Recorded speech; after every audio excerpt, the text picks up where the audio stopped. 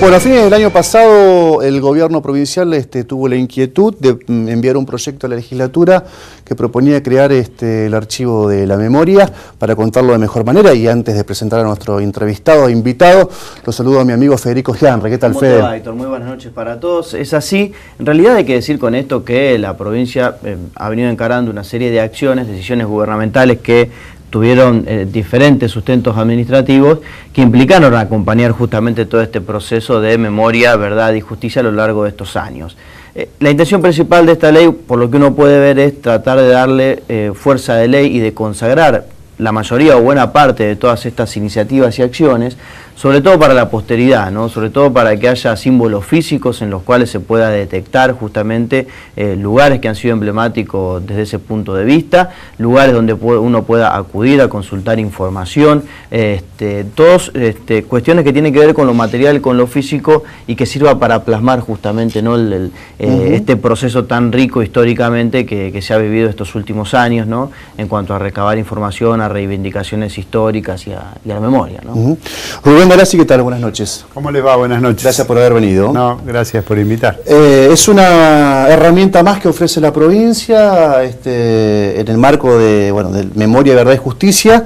¿Y cuál fue la idea madre y además qué alcance tiene para el hombre? Porque no solamente para las personas interesadas en conocer los detalles de aquel momento, sino para el hombre de a pie en general, ¿no? Bueno, esta ley lo que hace es darle estatus legal a una política que en Santa Fe, sobre todo vía decreto, se llevó adelante fundamentalmente desde el año 2006, a partir de la segunda parte del último gobierno de Obey y sobre todo con los gobiernos de Wiener y Bonfatti.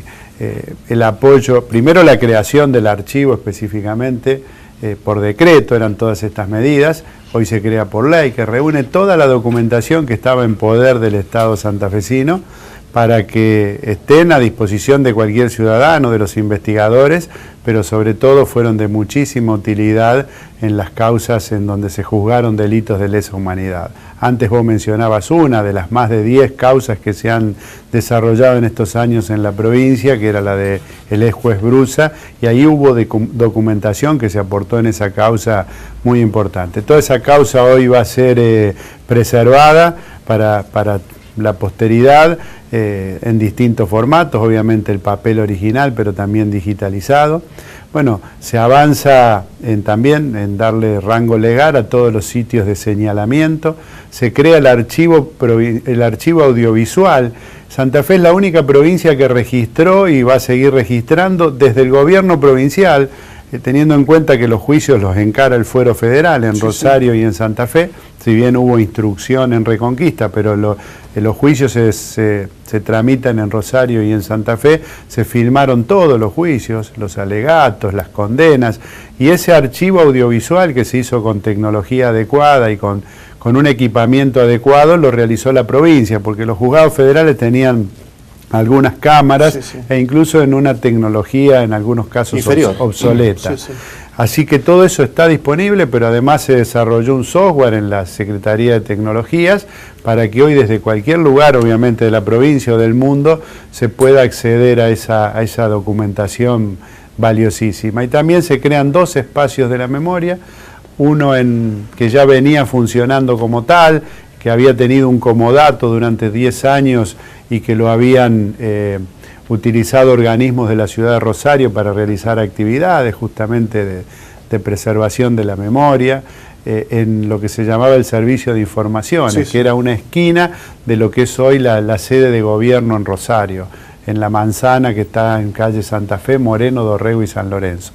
Pero a propuesta del Foro contra la Impunidad y por la Justicia de Santa Fe, que nuclea muchos organismos, también organismos defensores de derechos humanos, pero también gremios, se planteó que Santa Fe tiene que tener un espacio de la memoria y su respectiva comisión que trabaje justamente en difundir lo que ahí pasó, pero sobre todo pensando en el presente y en el futuro, generar conciencia para el nunca más. Y el lugar elegido, propuestos por ello y que la ley hoy establece como tal, es en la Comisaría Cuarta. Se le pide al Ejecutivo que reubique a esa seccional policial en la misma jurisdicción sin ponerle un plazo. Entendemos que trasladar una comisaría no se puede hacer de un día para otro, pero hemos dado en ese sentido un paso muy importante, y Santa Fe también va a tener un espacio de memoria.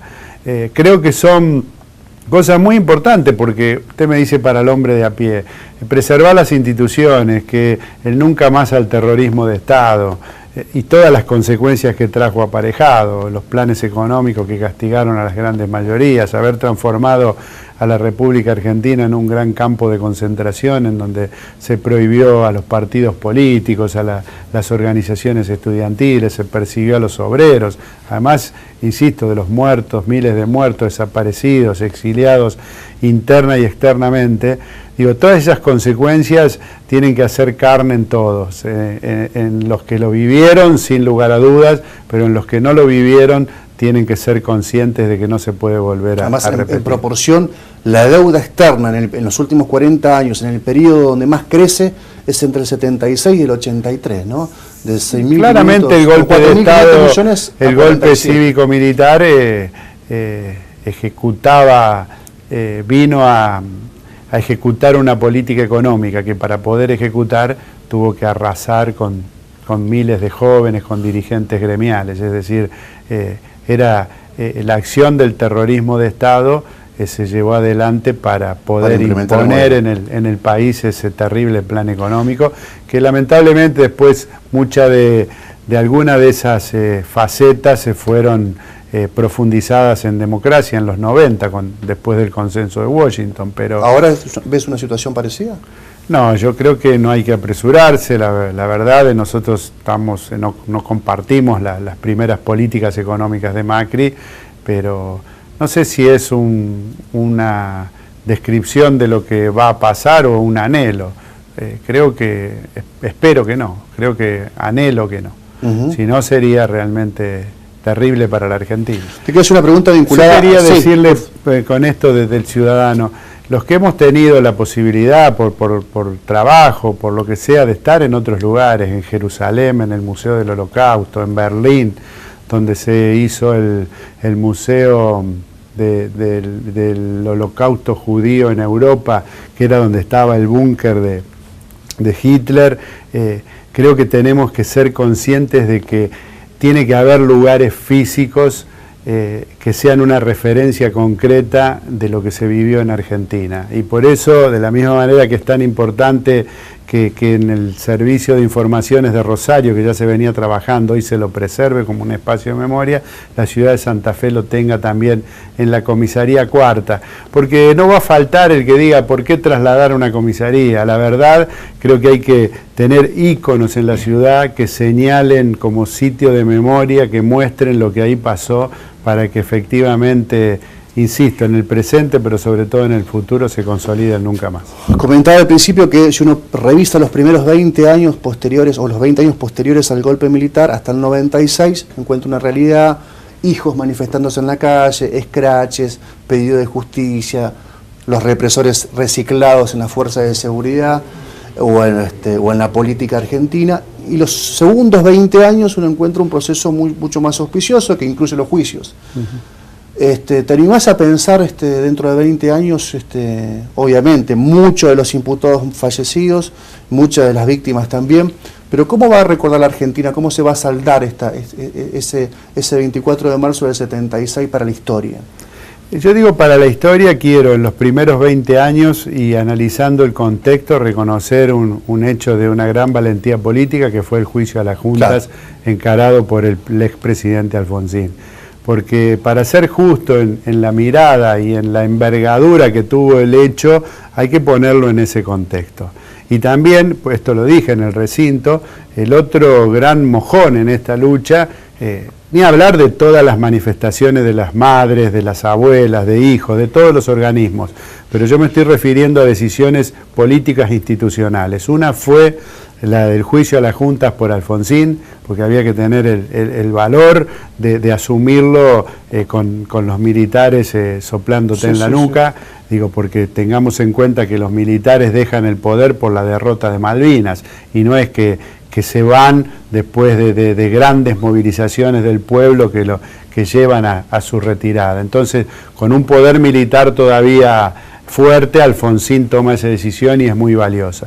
Y la otra gran decisión es sin duda la anulación de las leyes de punto final y obediencia debida, y la decisión del presidente Kirchner de reabrir los juicios por lesa humanidad que persisten hasta la actualidad. Creo que para el futuro el mejor legado que se puede dejar es nunca más a que se quebrante el orden institucional, pero sobre todo trabajar para que haya igualdad de posibilidades, para que tengamos un país parecido a lo que soñaron muchas de las víctimas. Te sumo una decisión institucional en el medio muy nefasta y negativa, que fueron los indultos de Menem, sí, ¿no? Claramente. Que echan por tierra la causa 13, que es la que estabas hablando al principio. No casualmente esas medidas se vinieron en un momento en que también el modelo económico era bastante cercano a lo que se empezó a implementar en la dictadura, ¿no? Destrucción del estado de bienestar, privatización y desguace de las empresas públicas,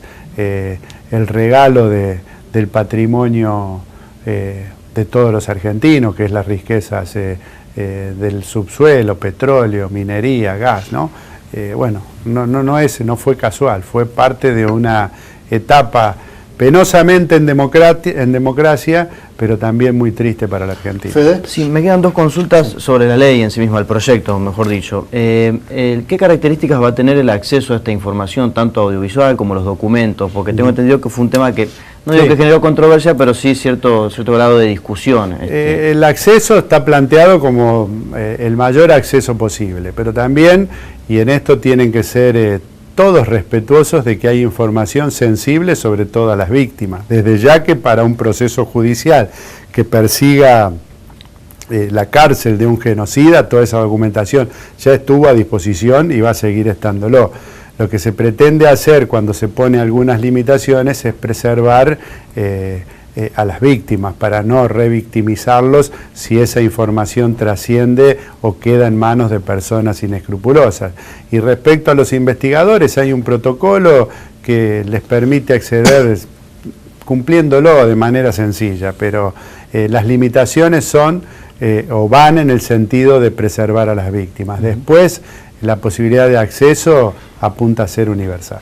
El jueves pasado sesionó el Senado, tenía posibilidad, si quería, de darle sanción definitiva a este proyecto, optaron por girarlo a comisiones y bueno, trabajarlo desde esa perspectiva. Uno puede entender que es un proyecto de ley que puede ameritar cierto grado de estudio, cierta necesidad de estudiarlo, pero al mismo tiempo que hubiera sido un hito importante que llegara a esta fecha la provincia contara con esta ley sancionada definitivamente. No sé qué reflexión le merece. Bueno, nosotros hicimos los esfuerzos justamente para sancionarlos a manera simbólica. Si hay un compromiso de los senadores de sancionarlos, creo que la validez es igual y la legitimidad lo mismo, y el objetivo se estará cumpliendo de la misma manera si lo sancionamos, si se sanciona en el mes de abril, porque está habilitado para el periodo extraordinario.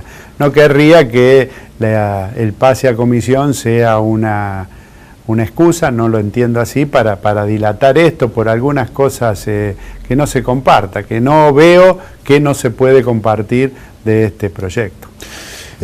Volvemos un poco, te paso un poco la coyuntura santafesina y nacional. Causó cierta sorpresa, por lo menos a los que están en el mundo de la comunicación, un proyecto que presentaste ayer, vinculado a grabar producciones audiovisuales que se ofrecen a través de Internet. Esto es novedoso porque estábamos hablando fuera de cámara, que la legislación comparada ubica proyectos parecidos en pocas latitudes, ¿no?, de nuestro país. Y concretamente nos interesa saber de qué se trata. Bueno, habilitamos al Código Fiscal a partir de algunas reformas a que la Administración Provincial de Impuestos pueda grabar los servicios que vienen por Internet, servicios audiovisuales. Lo más conocido, digo, no quiero que esto se interprete como que es grabar un servicio en particular, pero es concretamente Netflix. Digo, usted hoy paga a través de la tarjeta de crédito una cuota que es en dólares, y ese dinero se paga y se va totalmente al exterior. Acá en Argentina, obviamente en Santa Fe, ni siquiera tienen oficinas, y creemos que no es justo con un montón de otras actividades vinculadas a la producción audiovisual, que si bien están exentas de ingresos brutos, y nosotros a este caso sí se lo pondría, porque es una de las pocas cosas que podemos grabarlos, con una de las pocas cosas que podemos grabarlo, tienen una actividad que generan mano de obra, que pagan otros servicios, sobre todo que tienen una actividad comercial, consumen insumos para poder desarrollar la actividad. Y creemos que no es justo, y además prevé el proyecto afectar un 25% para fomentar la producción audiovisual en Santa Fe, porque vemos con preocupación que estamos yendo a un mundo en donde también en el tema de industria cultural y de producción audiovisual está cada vez más concentrado. Es decir, vamos a llegar a lo mejor en un tiempo no demasiado largo a que todo se va a producir centralizadamente en Estados Unidos. Y si todos los servicios hoy apuntan a que cada vez se va a consumir más a través de las nuevas tecnologías, de Internet, hay una convergencia en ese sentido, si le ponemos estos servicios, le va a ser prácticamente imposible a muchas empresas de cable, grandes empresas o pequeñas empresas, poder competir.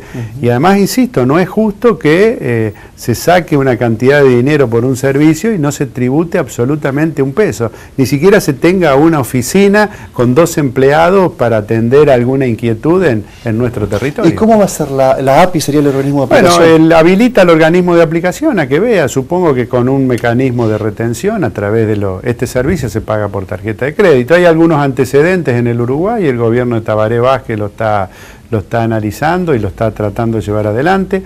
Hubo intenciones del gobierno de la ciudad autónoma, cuando Macri era jefe de gobierno, que tuvo algunos dictámenes en la justicia favorable, aunque no se aplicó. Pero los antecedentes van en ese sentido. Y hoy son servicios incipientes. Pero creo que hay que empezar a estar atento porque están eliminando la intermediación, están eliminando, y al eliminar la intermediación están en proyección eliminando puestos de trabajo. Digo, cualquier empresa de cable, acá en Santa Fe, Cablevisión, Cablevideo, digo, todas están exceptuadas de ingresos brutos, pero todas dan trabajo, claro, tienen oficinas comerciales, pagan servicios, de informar sobre la realidad. Bueno, y además generan contenidos, que es la otra gran preocupación.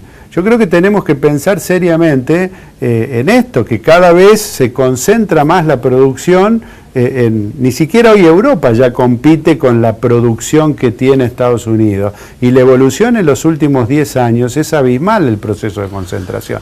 Es un granito de arena, no vamos a revertir ese proceso universal, pero por lo menos tomar algunos recaudos y hacerle sentir que nos preocupa que acá se ofrezca un servicio desde Estados Unidos, se pague en dólares y que aquí no quede un solo peso, ni se promocione nada de contenido.